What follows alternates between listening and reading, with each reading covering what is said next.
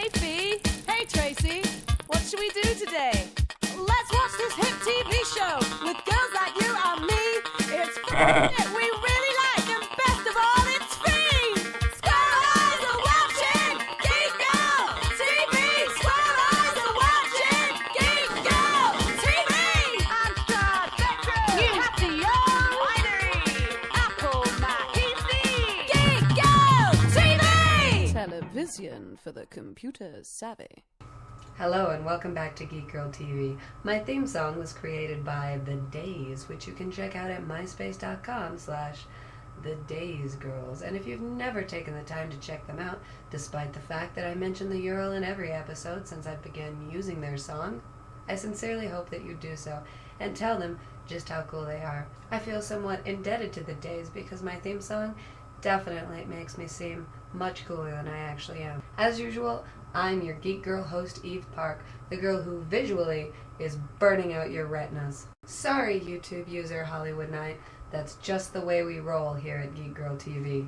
Auditorially speaking, however, I'm operating in another octave this week, so you get a break from my usual shrill.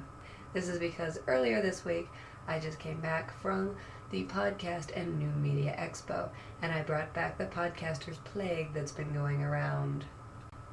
Actually, I was one of the first to get sick, so as one of the original plague spreaders, if you came home from the PME with a cold, feel free to blame me. But in addition to the podcaster's plague, I brought home another affliction.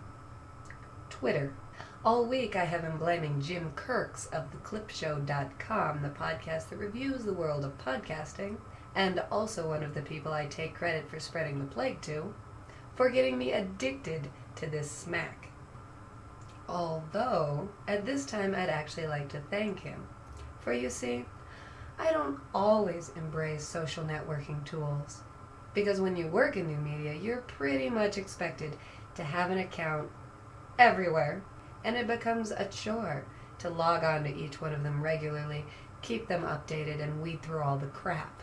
But Twitter, on the other hand, is the first online community in a long time that, to me, actually feels like a community.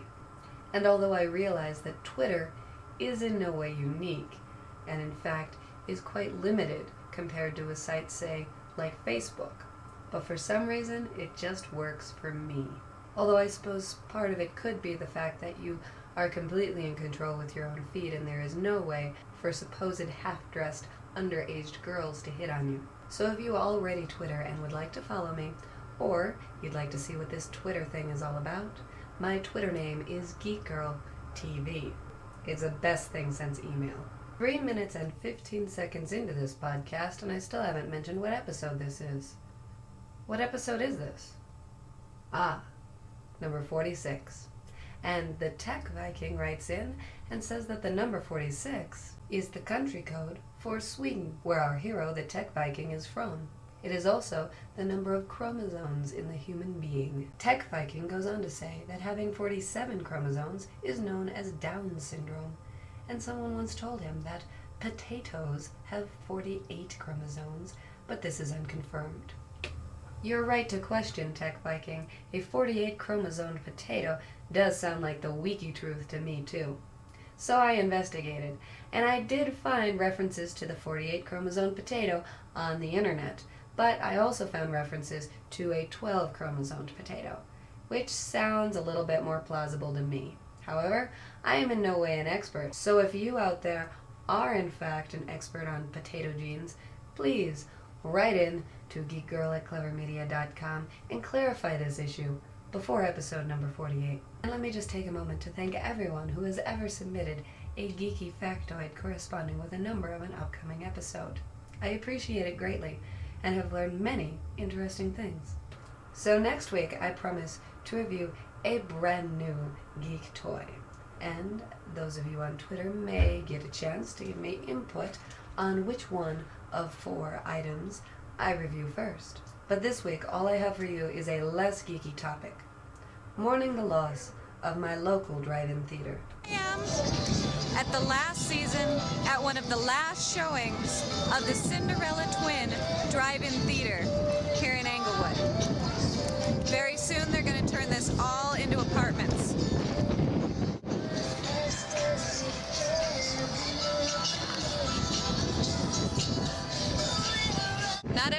arrived yet. As you can tell, it's still pretty light out, but they're lined up around the block, so we're expecting a pretty good crowd.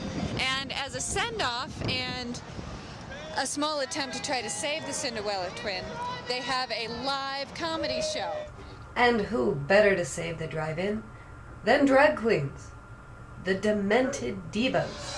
Save the drive-in! Save the drive-in! Save the drive-in!